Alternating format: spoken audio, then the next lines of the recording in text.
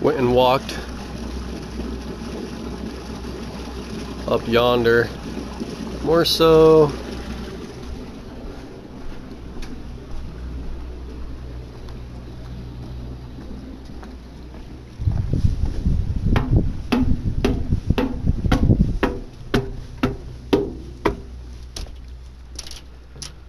over towards that landmark rather than the stadium over here. Saw signs of reptile dragging on the sand. Saw a rabbit running up the side of these really slow moving sand dunes, almost is what they're like, because it's all just like sandstone, kind of like the hot version of an iceberg or something like that, if you could imagine. And saw signs of like what I would probably think to be a coyote. Saw some scat of something that definitely looked really herbivorous, much more of a pile rather than something that would be from a predator,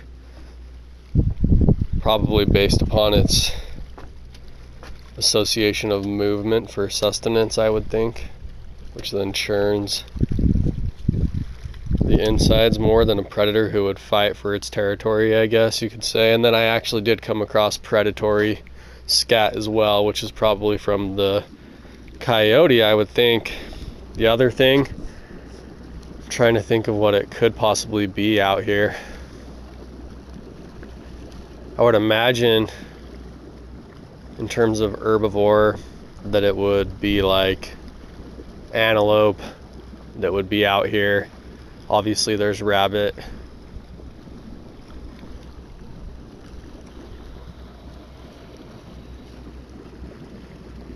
It almost looked something like you would see from a buffalo or a cow, and its similarity for it being piled because it's so churned.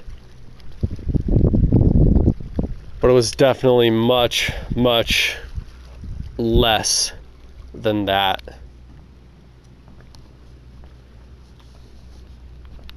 And I'm trying to think of something that has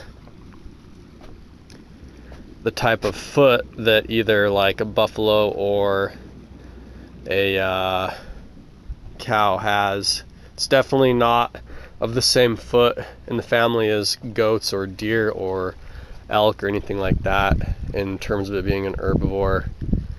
It's definitely more so along the lines of something being like a buffalo or a cow.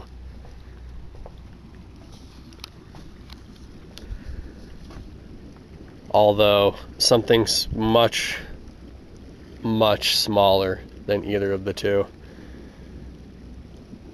And I have no idea what that would be.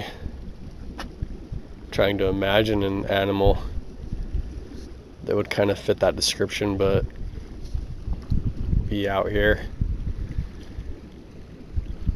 So went and did that, saw those things, got until I was pretty much seeing no sign of man, and I just kind of soliloquized to myself to kind of get myself out there, and rendered a notion kind of upon completion that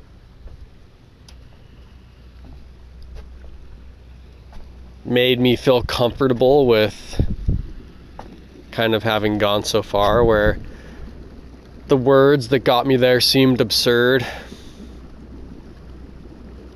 but it's almost like my feet say they know the word, and so my mouth's words are absurd, to lift my feet and keep them moving, and then my hands are what touch both my mouth and my feet, so they kind of are what allow me to come to some amount of agreement between the two. And then as soon as I kind of like collapsed on that thought, which I felt was something that I could kind of grab a hold of, where all the words were pretty much something before then, almost something that you wouldn't want to listen to, then it kind of came to that very kind of sound thought. And so I figured that that would be a good place to kind of figure something out.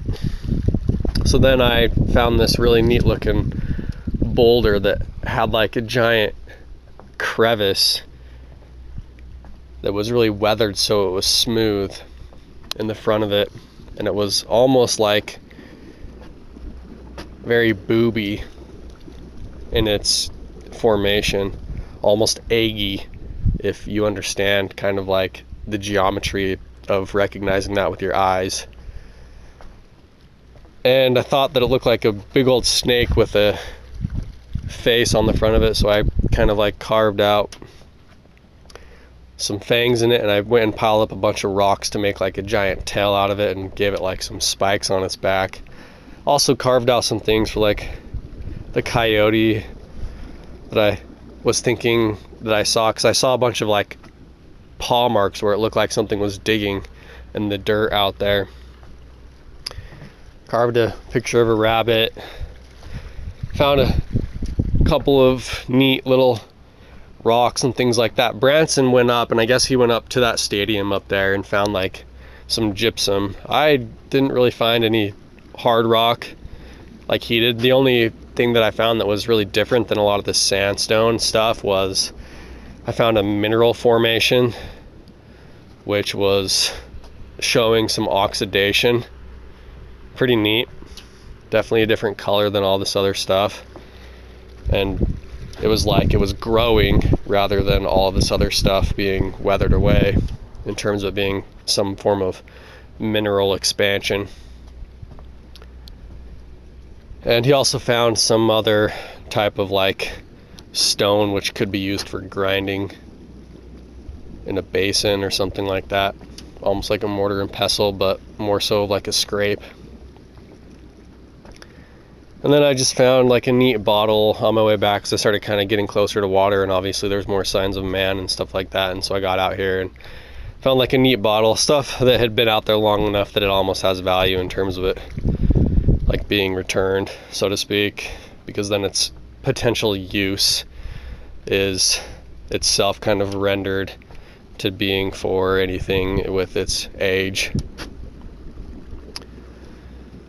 So yeah, that was pretty much that. I kind of had another thought the other day too about like anything that would think that it has like something to prove itself would actually in time, or when it was on time, be then expressing, but in its own sense of failure, without feeling like it was at a loss with whatever it was trying to prove, whenever then it would say that it was scheduled. And then so then I thought, well, I can make something then seem scheduled when it isn't, if I could then take this notion and apply it to a point in time when it was scheduled, to then showcase something during that time that wasn't scheduled, to then imply this notion of kind of being able to then set things free. Well, in this, by looking at this shoreline right here, which has a really neat looking refraction point of light and these waves going in and then bouncing off of this shoreline,